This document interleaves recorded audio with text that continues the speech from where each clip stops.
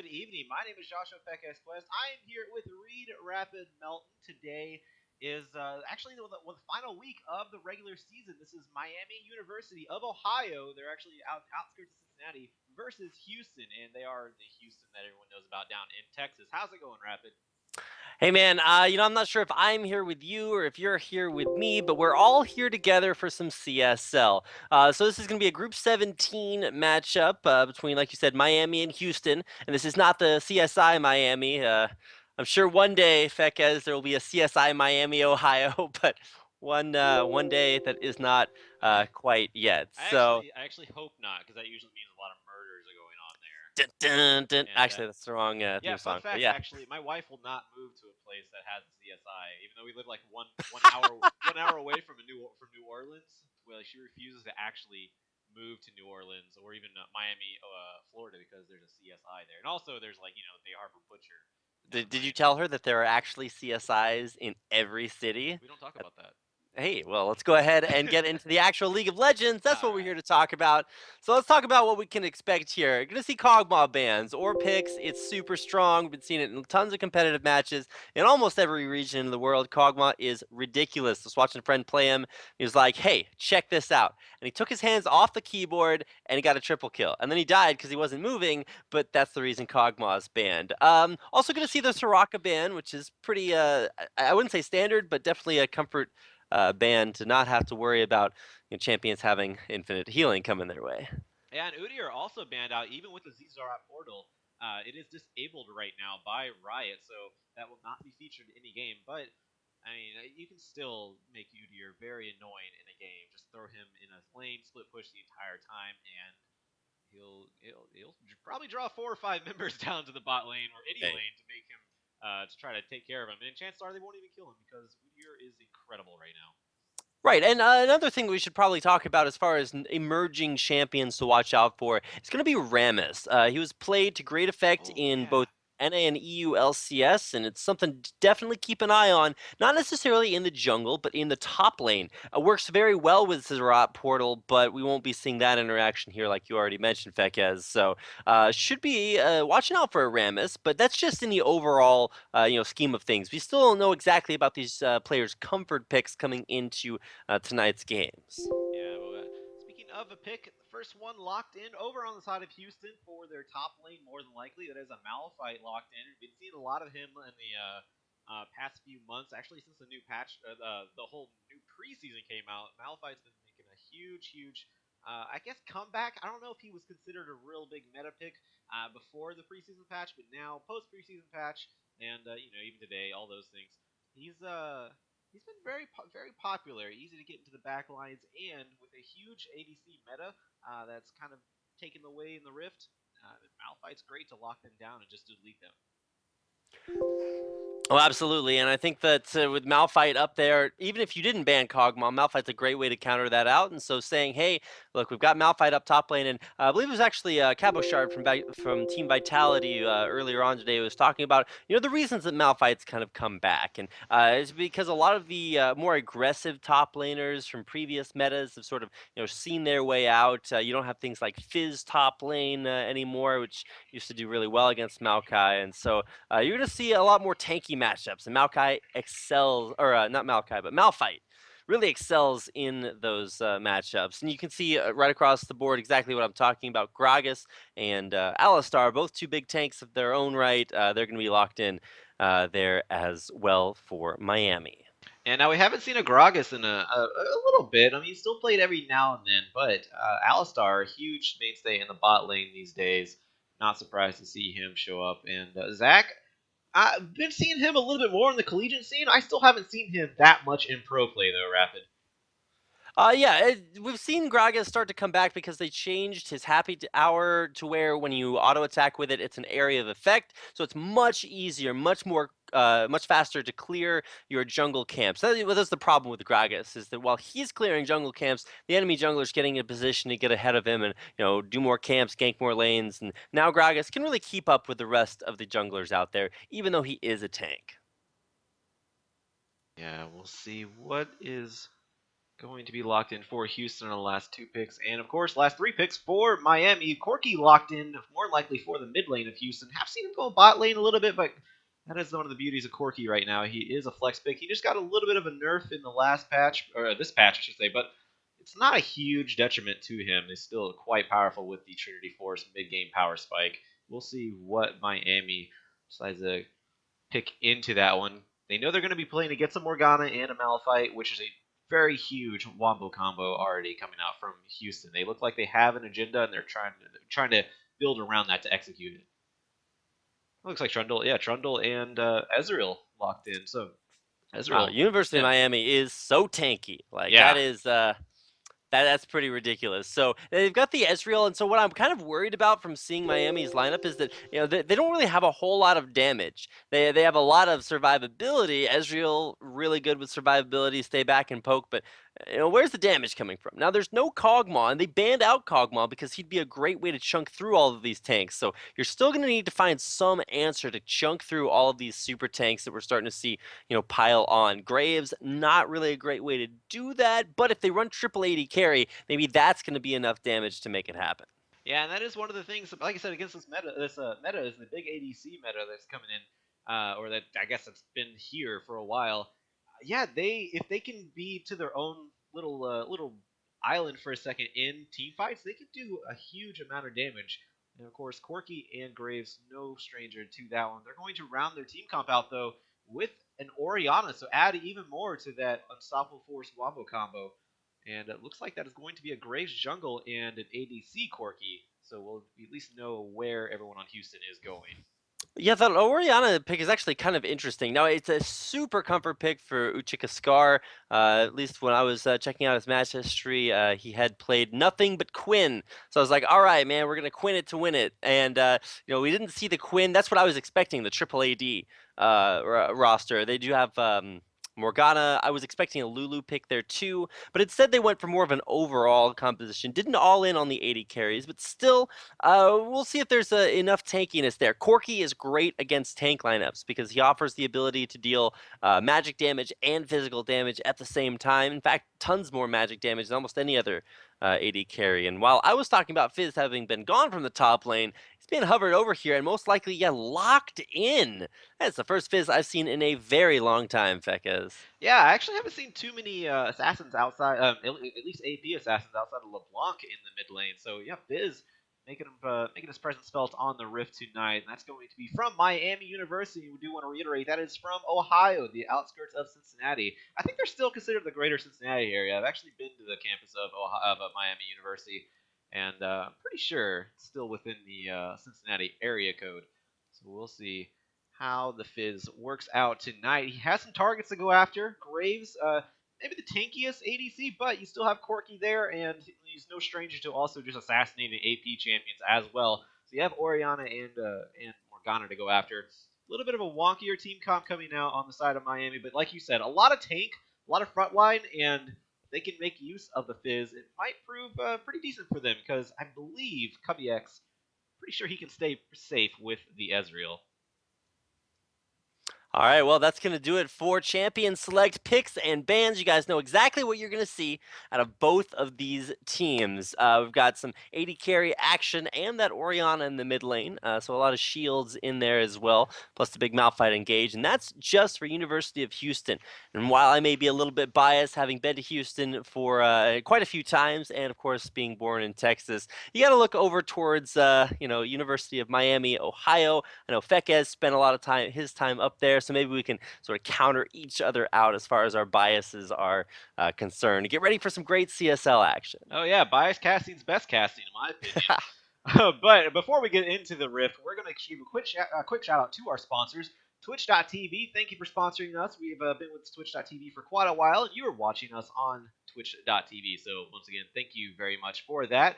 And of course, do want to give a shout out to Asus ROG, Republic of Gamers. You can see them on the overlay there. They're the reason why we're going to DreamHack. And we haven't actually mentioned this, but this is the road to DreamHack. If you follow Rapid on Twitter, you could actually just see a tweet hashtag Road to DreamHack. So that's what that's about. The top 4 teams in CSL are going to play on the grand stage at DreamHack down in Texas. So Not a far drive for if you're from Houston, but still very exciting no matter where you're from. Thank you, Azus Rogue. Go follow them at Azus underscore ROG and thank them for sponsoring CSL.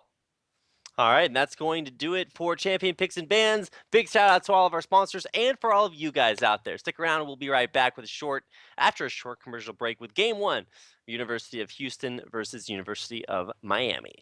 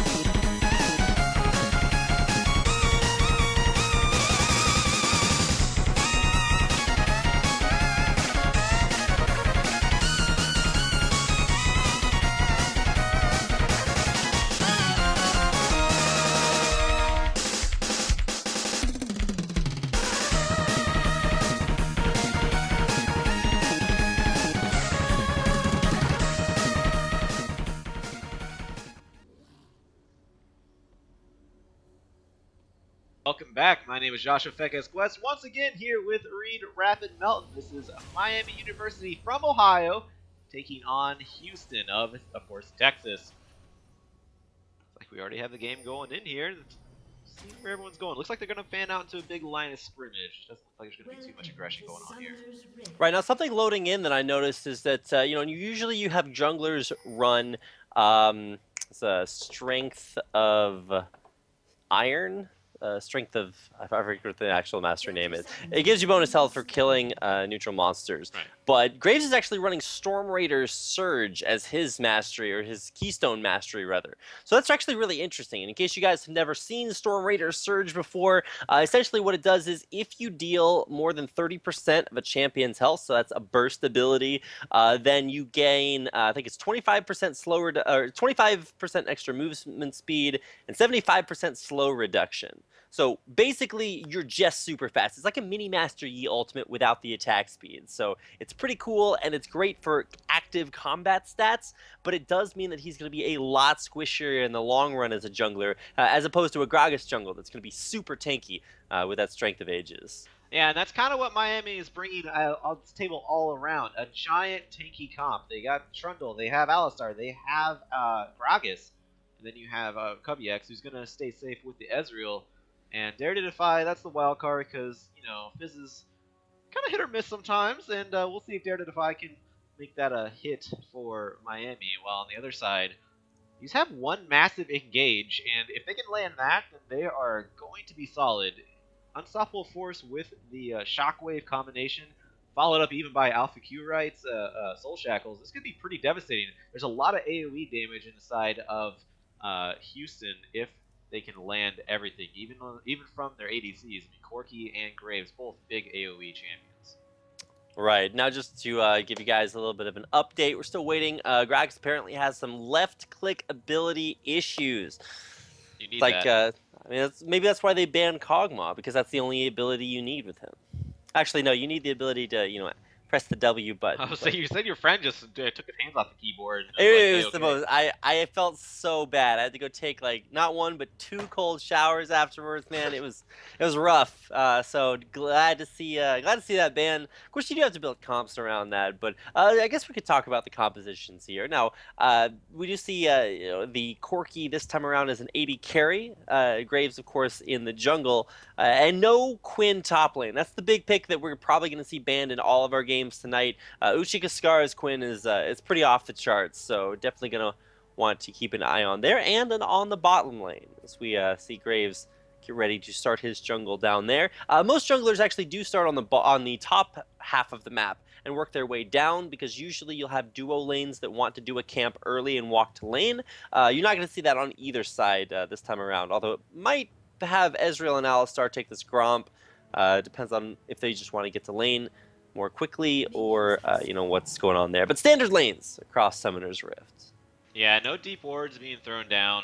Yeah, like you said, standard lanes, and that's kind of why sometimes it's not beneficial to actually go through the line of scrimmage and guard your jungle because then you lack a lot of information from your enemy team, and they can kind of guess where he's at. But God Punisher, he's starting topside. You can't really expect that too much in these games. Normally, junglers tend to start the bot side, work their way up. We're gonna see if Miami can take advantage of that one. Thinking possibly that Calamity is actually Chlamydia is actually going to be starting on the bot side, working the way up like normal. See if they can take advantage of that one. Yeah, I was looking at Calamity, so Yeah, that's what I was wondering. I was a little hesitant no on that one. diseases going on here tonight, just troubles down there. So Calamity did go ahead and skill command protect level 1. You have some flexibility with Orianna. She can't really move the ball around too much, but she does give herself a shield, which is one of her big strengths as a mid laner, to be able to play more defensively against some of these aggressive mid lane picks like Dare to Defy's Fizz. Big knockup from Alistar, but a nice Soul Shackle is going to return, and Active actually getting the bigger trade on that one. A lot of damage going down. And that is the thing. You were talking about the magic damage from Corki in the champion select. That's a lot of magic damage on the bot lane. It's a little bit hard to, I guess, optimize your runes toward whenever you kind of want to be an Alistar and, build a little bit tanky on the or have a little bit of tanky runes and masteries.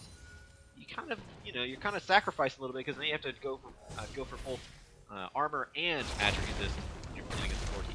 Right, it makes it a little bit more difficult to tank up against, and I think that's what University of Houston were sort of banking on, saying, hey, we don't really have things like Vayne or Kog'Maw to get through the tank line, so we're just going to deal as much hybrid damage as possible. Maybe that's going to make it a little bit more difficult. So we talked about some matchups this game. We've seen mid lane and how it's defense versus offense there. Top lane is going to be super tanks versus super tanks, so nothing too much there. But oh man, mid lane's where the action's at. Oh yeah, Ochre Calamity getting quite a bit of damage put onto him by Dare to Defy. The Ignite actually went down from the Fizz, but no barrier coming out from the Orianna. So that's a Summoner Spell advantage over to Ochre Calamity. Let's see if he can take advantage of that one. He doesn't have the kill potential now on the side of Miami's mid laner. Right, but here comes in Graves for, I was about to say gank, but he just walked in and auto-attacked a minion. I'm not sure if that's what we're going to call a gank tonight. No, but it looks like God Punisher is making his way over to mid lane as well, seeing that the Graves is there. Graves is actually pretty low. No, not Graves. Ochre Calamity is pretty low health. Hard for him to really, I guess, commit into anything right now, but he does still have the barrier, like I said, Dare to Defy. He's about as squishy as he can be right now. Oh, but man, this is a little bit rough. Yeah, God Punisher's walking right in, but there's nothing to follow it up. He's getting chunked down pretty hard. And And you can see that Storm Raider surge at work there, in fact, it's just giving Graves that super boost of speed, be able to follow up on all that burst, and really trade a lot more evenly than I expected. I don't know about you. Yeah, no, that was that was. I don't even know if that was really a trade. That was God Punisher going in. He did get a little bit of damage onto him, but it was pretty much just him retreating, and that red buff on the Graves really making his magic felt there, slowing down God Punisher and getting a couple more auto attacks in for Houston's jungler. So very nicely, I guess, countered played by Houston. It was initiated by Miami side, but not really fulfilled the way they wanted it to. I'm going to call this guy Trundle. I cannot pronounce that name, by the way. Kazabaz? Yeah, I'm guessing Kazabaz. Yeah. Used to It's actually easier than I thought. used to cast way back when I first started casting League of Legends. There was this I think he is either Danish or no, a Swedish player named Kazak's Boss. Kaasxbaas, and it's a play on, Kaz is the boss. Well, he changed his name to Je suis Kaz, and he's actually playing in the European Challenger Series right now. So that's how I learned, pronunciation for names like that. Whoa, big double knockup and a Tief Ignite going down. There's the auto attack, but a summer heal. Yeah, heal gonna save him out of, I believe, that one. Whoa. Very nice aggression coming out from Radiant. Nice followed by Cubby X as well. But we have a gank in the top lane. Yeah, God Punisher. There's a big minion wave, but that's actually unstoppable force being used by Scar in the top lane to try to get away from that. So just going to play that one safe and not even worry about it. Yeah, and in the meantime, we did have Corki go back to base, and that's going to disjoint the recall timings. Alpha Q right. He's still in lane. And to be fair, his Qs have looked pretty right so far.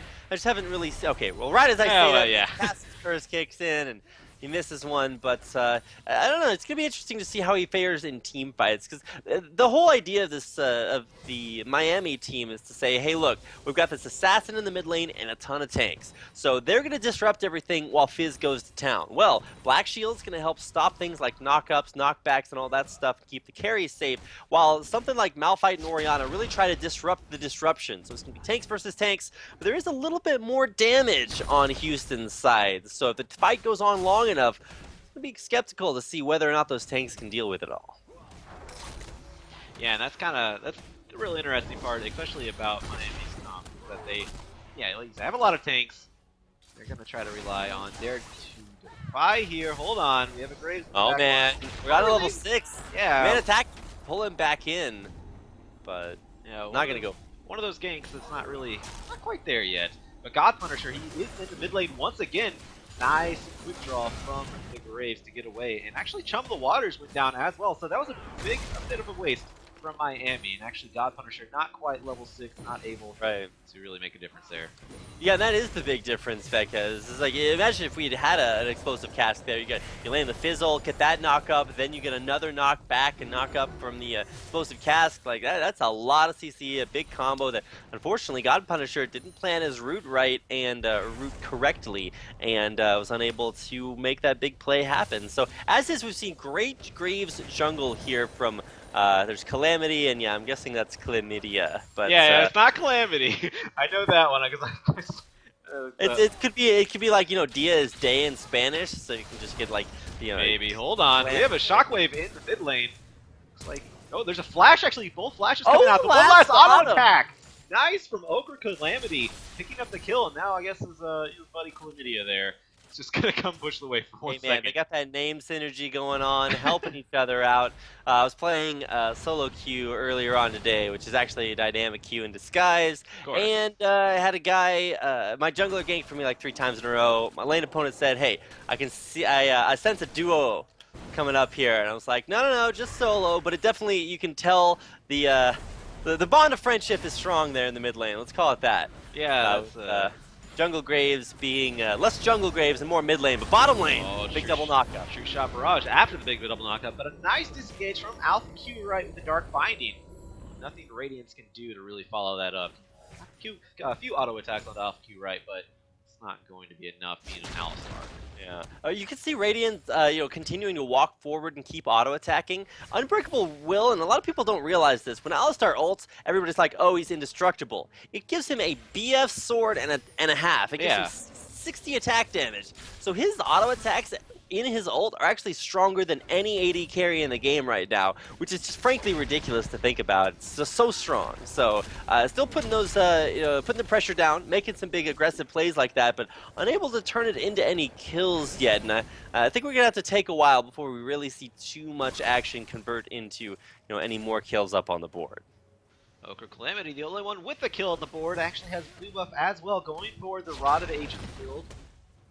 Already has his Catalyst and the Protectors built. So halfway there. Not going to take too long, and that will give him an advantage during these fights. If he can plan it out properly, get that level while he starts to engage or trade, it's actually very nice to have in your back pocket. Alright, well, we're going to see True Shot Barrage used to just clear the wave out on the bottom half of the map. Nothing too eventful, just trying to get through this early lane phase. There's not a whole lot of pressure in any single lane. We've got these trades up top lane, and it looks like Trundle using his ultimate to just push Usyk Scar around, but he's got some charges left on that Corrupting Potion, so he'll be just fine up in the top lane. And of course, mid lane's where all the action's been at, and actually we might see a little bit more here. Explosive cast going down, but a flash in response, very immediate from Chlamydia to get away from any sort of aggression. And actually there was a roam from Radiance into the mid lane as well, so has his eyes set on something. Looks like Miami want to have a little bit more pressure in that mid lane. And yeah, like you said, most of the action has been in the mid lane so far, outside of a few catches in the bot lane. I haven't really talked about top lane too much. Offense going against the defense right now. It's Kazabaz, there's a little offensive item there already with the Tiamat, that's what it's called. Well, got Scar just going straight defensive right now. Now it's going to be interesting to see Kazabaz try to make this aggressive Tiamat build. Traditionally, you'll see Trundles just go for the Titanic Hydra first, because they already have so much health, and of course when you're ulting, you're going to get big health back, and it's just a little bit interesting to see him go for the extra lifesteal, kind of ancillary on Trundle because you heal so much over the course of all of this action. But the big limiting factor for both top laners is mana. They can spam out all they want, but at the end of the day, that's what it kind of comes down to. So yeah, we'll get a chance to see that. Malphite should be looking for a Sunfire Cape instead. Of course, oh man. Big aggression in the mid lane. Nice shockwave. No, the shockwave actually did not land, but the Jump of the Waters did. The kill ultimately ends up going over to God Punisher. Chlamydia not there in time. That was like the first time he hasn't been there in time. Punisher still has ult up. You can bounce it back, but better safe than sorry. And to be fair, Chlamydia has been using the Graves, quick draw, the dash, to be able to outplay a lot of stuff in the mid lane. So gotta keep an eye on that and make sure you don't get yourself outplayed. Back in the top lane here. Kazabaz has been taken a CS advantage in the top lane. He's got 20 CS up over his counterpart, but I mean, with the kind of build pass you go in the top lane, I feel like that's almost negligible right now. Kazabaz, he's naturally able to farm a little bit more, considering he does have Tiamat actually trying to get aggressive onto Scar here, but Seismic Shard is just going to halt any aggression because it's a Trundle, he has no escape, but there's a gank in the bot lane, easily countered, nice headbutt from Radiance. I was gonna say, that's like the anti-ganks. Like, yeah. I want you over here.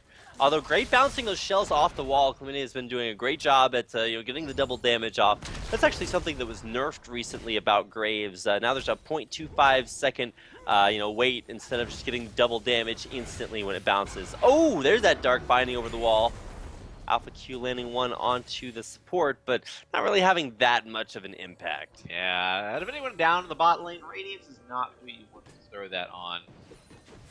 It looks like God Punisher spotted out by Ward. He's just going to go back into the mid lane, sensing trouble for Dare to Defy. Jump of the Water's thrown down. He's actually going to Playful Trickster out of the shockwave, make it to safety. So very nicely played by Dare to Defy. Man, this mid lane has all been about outplays, whether it's quick draws from Graves to avoid abilities, or Playful Tricksters from Dare to Defy, jumping out of shockwaves. It's been a lot of action there, but really hasn't been mirrored almost anywhere else on the map. We've seen great engages from Radiance Alistars in the bottom lane for Miami, but even that hasn't turned into any kills. And while yeah, the score is 1-1, it's really just been that mid lane action that's been going on. So we're gonna have to wait for turrets to start to fall before we really see too much that's gonna change the way that this game plays out. Yeah, I feel like a lot of pressure is being built up on both sides. We're just waiting for it to pop. One thing we haven't really seen, at least I don't think we've seen, Atif had a special package in the base for a bit now. He hasn't went back to acquire that one. Looks like he may be going back right now, and he also has enough. I believe he has enough gold for the Trinity Force as well. He does indeed, 1,300 gold in his inventory, and the big struggle right now for Atif is how to make it back to base. Without losing a million, minions to turret. Doesn't want to give up that experience. And gold, Alpha Q right walking forward. He's just trying to interrupt these backs. He's gonna get Ignite down there and teleport. Alpha Q right, almost going down. Flash Radiance picking up that kill. You said he gets a huge power spike whenever he gets that ultimate. Decided to use it. Unstoppable Force. Sorry about that. From Scar coming in. That is going to allow Atif to clean up in the back lines. Kazabaz may be in bad trouble here. He's going to be dove, but it might be ill-fated here. But it looks like Atif going to be able to pick up that kill. Flash blown by Scar to make it out alive underneath that turret. So very nicely played by Houston.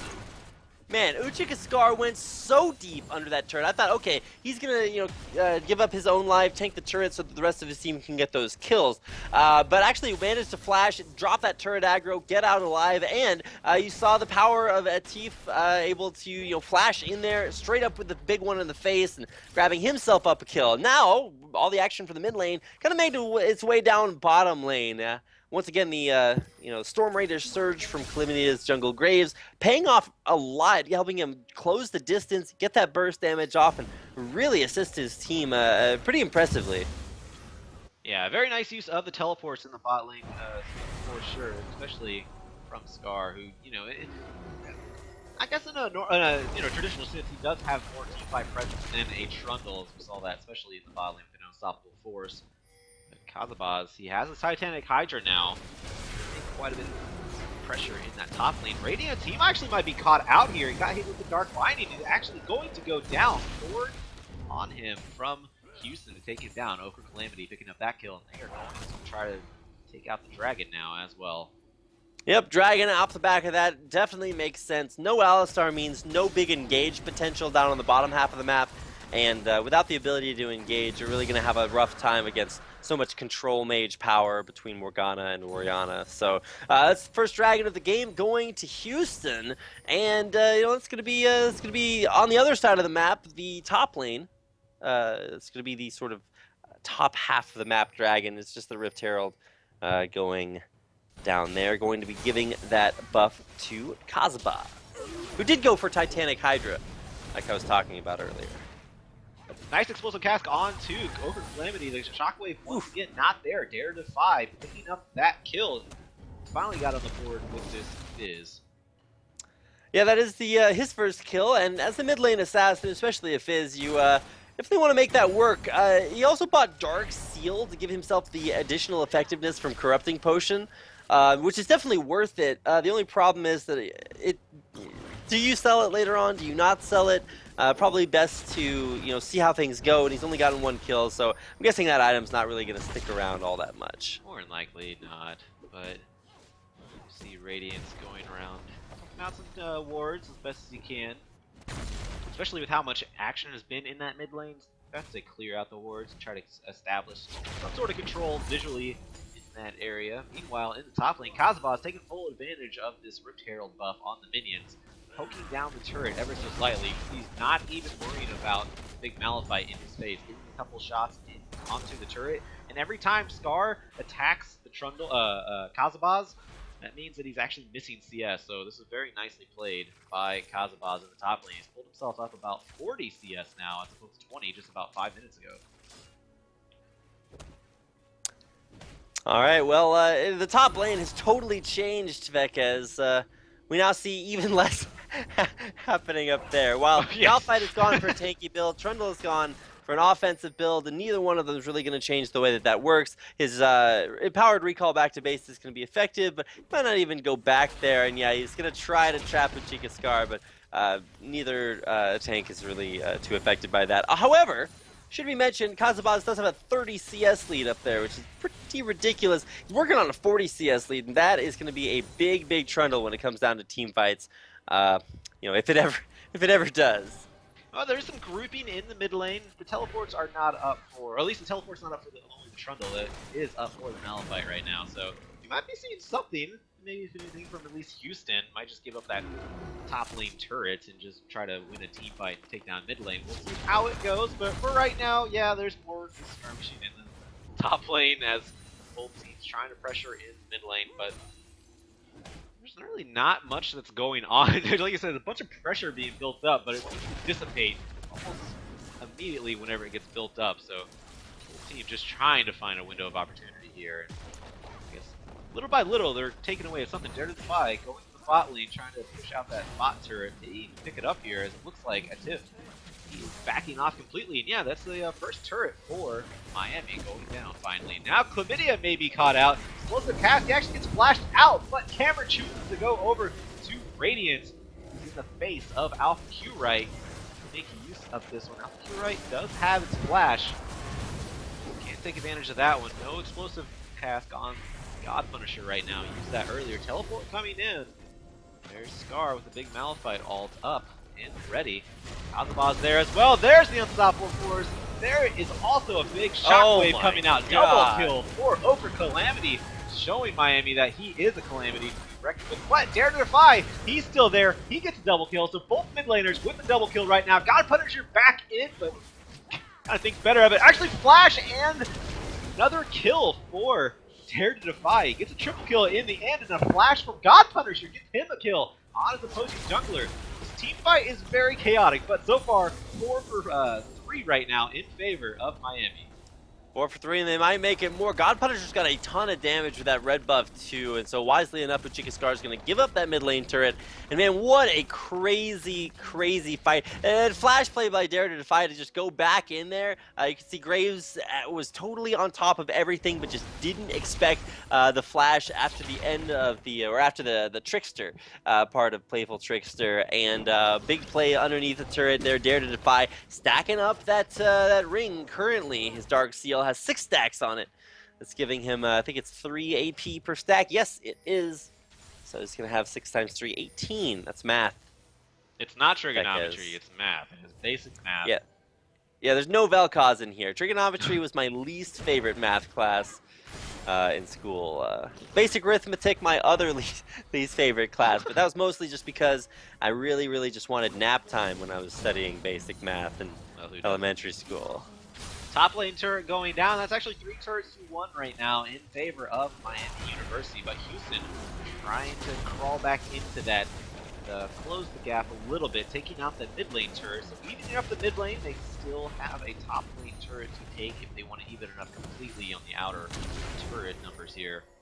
It looks like they're going to back off on that inner mid lane turret.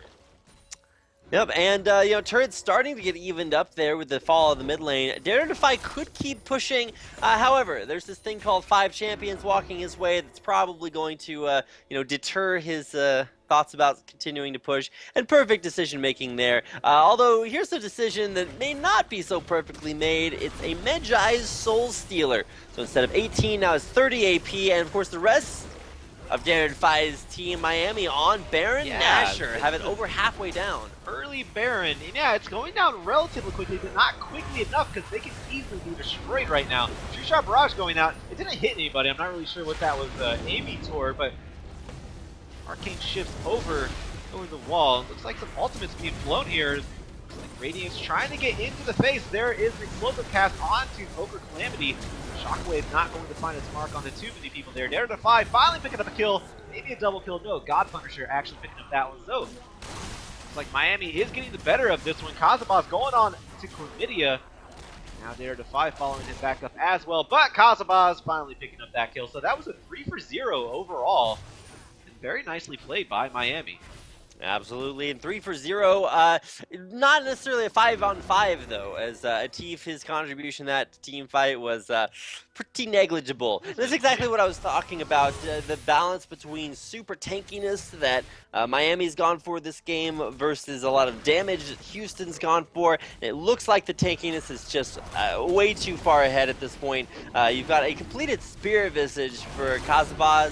You might say, well, but Rapid, that's not armor. He can still be killed by 80 carries. And I'm like, no, it's not armor, but it makes you so dense as a top laner that heals so much. And just to give you guys some, idea about how much Trundle is healing. When you subjugate someone, what happens is you drain almost 30% of his maximum health. As magic damage. So if you have an enemy, carry that has a ton of maximum health, you're going to drain a bunch of that health back. Well, what's 30% plus another, 20% of that 30%? You're starting to get a bunch of health back. Plus, then you add the additional healing from Frozen Domain. That's another 20%. It's like double Spirit Visage. Tons of healing coming back, and it made Kazakhstan way too difficult to kill in that last fight, especially with Corki not being there.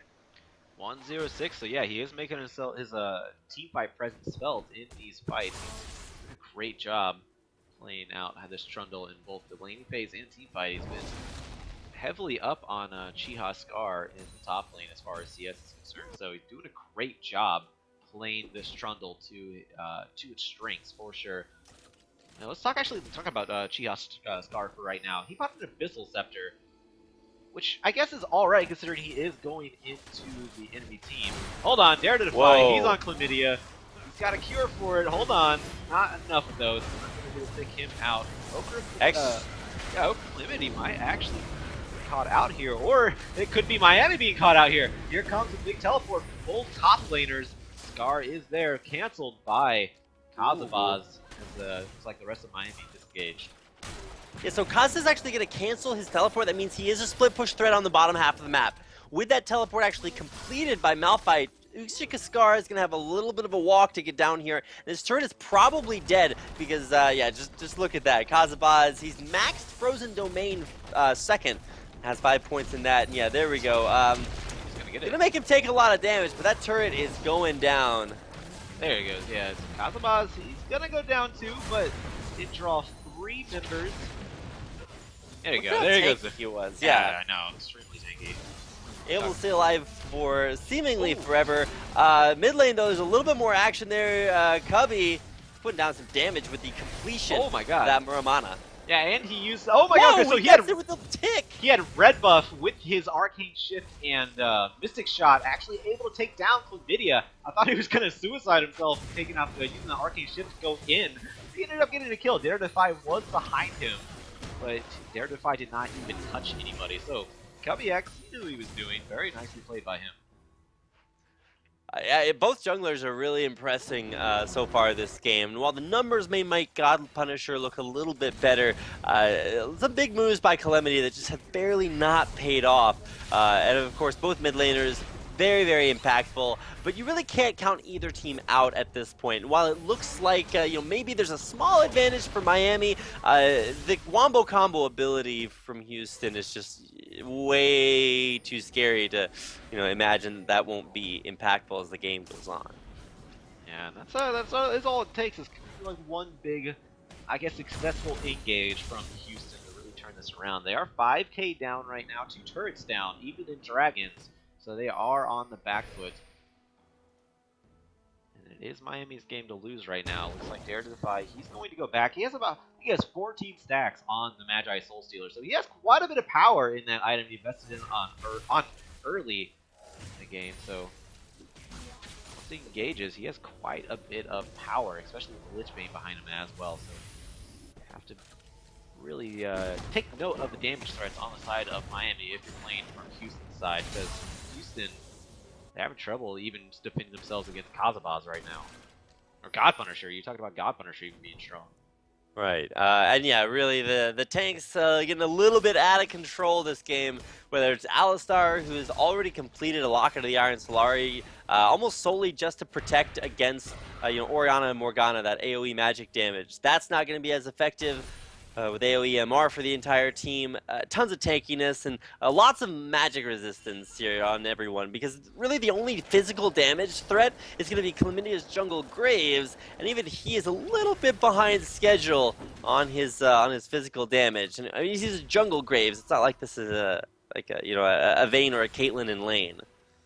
Right. CS numbers are going to be down a little bit and has to rely more on those successful ganks to get his items and gold. But yeah, the 135 KDA, like you said, he's been doing a decent job, especially early on. But the KDA is starting to really kind of, I guess, come into effect here, especially when you compare the gold of both junglers. As God Punisher, he's only 500 up, but it is making a world of difference for his team right now. Let's see. Kind of like co-casters, Fekez. You make a world of difference for me. And similarly, while these guys could play a man down, as I have had to solo cast on many occasions, it always works better when you've got, the right amount of people where they're supposed to be. So I was racing my way home to get here in time for this cast, and I was like, man, I can't leave my buddy Fekez hanging. I gotta get there, rep the CSL, and make this casting duo what it is. And you do make it what it is, because without you, it would be a solo, which is not what's happening to the Baron. It's 5 strong on Miami, and they were able to take that without any contention. So now, Miami, they are Baron empowered. They're going to go to the top lane and push and push and push, and maybe look for a team fight as well. Well, maybe not look for a team fight. There's just no one around from Houston to even try to stop them. Yeah, I was say you can't team fight without an enemy team to fight. It's like they ever tell you in kindergarten, like it takes 2 to have an argument. Well, it takes 2 teams to have a team fight, and currently this is 5 champions versus turrets that kind of fall over here as Miami's continue this relentless push up the top lane. You always want to buy after you take Baron because you get so much gold for it, and if you look at the gold counts, there's over 1,000 on everyone on Miami. They're trying to get some advantage out of this first. Yeah, very, very nicely played so far by Miami. And yeah, like you said, they're trying to get the gold. I wish we had the little Baron gold counter that they have on LCS now. That is so fascinating. I love it. But Chlamydia, he's getting a little quick drew right in the face of God Punisher. He needs to be careful. Cannot be doing that one. Nice arcane shift from Cubbyx to dodge the unstoppable force. That was their big chance from Houston, and they just lost it as Scar went in by himself, died. God Punisher going in, countering now with his explosive cast, but not knocking anyone back into an advantageous position. But Radiance, he's going to try to make his way, make his presence felt into that mid lane, or that base area. Dare to Defy, jumping in, trying to hop back out. He does live in the end, and finally the inhibitor turret goes down. But meanwhile, bottom lane, Kazabaz's been going to town this entire time. He's going to take out the base turret on the bottom half of the map, and maybe even the inhibitor as well. Yeah, Kazabaz, he's still going for it. The Chlamydia, he's coming back with a red buff and should be able to take this one down. He is having a kite, but oh man, there's the exhaust just narrowly helping him out. Alpha Q right there to save his life. Yeah, that is the thing about Trundle, is you don't have, outside of your Pillar of Filth, you do not have any way to stop anybody from advancing. Of course, Chlamydia does have his quick draw, so was able to get out of there just barely, but Kazabaz able to take out the bot lane inhibitor turret. The inhibitor is up right now on both the top and the bottom, but they are exposed. Dare to Defy going right in on the Chlamydia. Takes him down to about a 5th health, so a huge amount of damage on the Chlamydia. Has to be careful. Radiance now caught underneath the turret. Is it going to be enough? No, actually pops his Unbreakable Will and stays alive. Blinking health bar, but alive for sure. And it's kind of the story of, oh man, there was the combo they've been looking for. Yeah, Shockwave Unstoppable Force, able to take down Cubbyx, and now Kazabaz finally going down as well. But in the top lane, Dare to Defy with that Lichbane pounding away onto the inhib, and he does end up taking out the top lane inhibitor. So very nicely played. I guess countered by Miami, seeing a bad situation, making something out of it. Man, this game has been so close to being one-sided in one direction or another.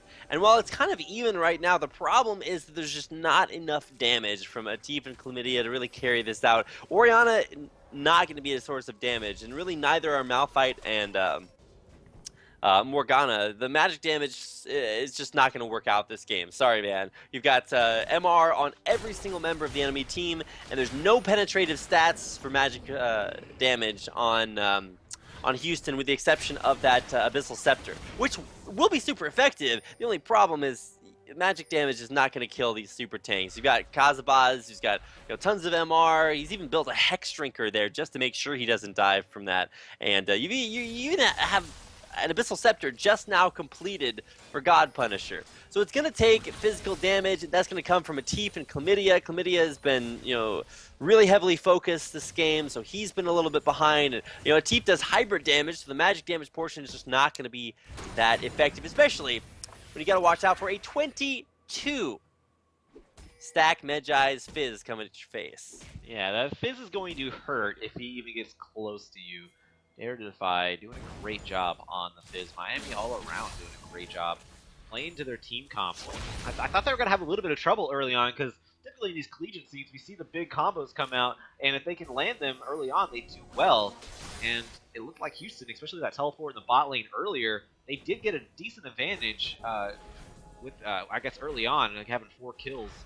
But they were not able to, I guess, snowball that the way they wanted to. And now, looks like Miami wanting to focus on the bot lane inhibitor now. There's a flash from Ochre Calamity rather. Not able to make his way through the little passageway of the jungle. Thought that that's just a flash, and now that is actually a big escape down if he gets caught by Dare to Defy. Speaking of Dare to Defy, he's just shoving the mid lane right now. Yeah, no one can really contest this Fizz. He's just off by himself, and there's really no engage potential outside of a Dark Binding, Malphite, or Orianna Shockwave. And when I said that, you should say, but Rapid, those are all huge engage I know, potentials. that's what I was thinking. I'm like, yeah, but where are they? Here we go, Jukin Scar is going to try to make this happen. Alright, there's something, and there is something for sure. A Tim taking down Cubby Hex. So there's the engage. There's a nice shockwave on 2 of the tankiest members, though. So Ochre Calamity still getting caught out, headbutted into a big club. Zanias is going to save his life. He's going to get back to Dare to Defy in the back lines now. He's exhausted, but he's going to have a very, very nice Zanias to dodge the collateral damage from Chlamydia. So he gets in, takes a kill, gets out, has 25 stacks now. He's back in, flashes, takes a kill onto, actually a double kill onto Chlamydia and Alpha Q right.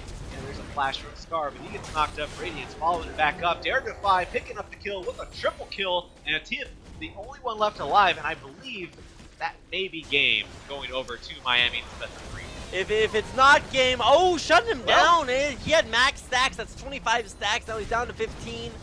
And that's still going to give him the 10% movement speed, but yeah, the shutdown definitely kind of hurts there as he was at max stacks. Goes back to base, picks up a death cap, so he does have a total of 711 ability power, but he's dead. So is, unfortunately, the Houston Nexus, as that's going to be Miami coming away with a win here in game number 1 over Houston. Eventually, there it goes, yeah. Very nicely played by Miami. And yeah, like you said, it looked like the game was so close to just being snowballed one-sided. It took about 30 minutes, 35 minutes for that to actually happen. So Miami, they stuck it out and actually did not tilt their lead and not throw it away at all. So impressive by them in their own right. Right, and while it took Miami 30 minutes to win that game, we are going to take a few more minutes to take a quick little break. Of course, when we come back, we'll have game number 2 coming your way, so you don't want to miss it. University of Houston versus Miami University. Game 2 will be coming up next. This is CSL. Thanks for watching us. Stick around, and we'll be right back.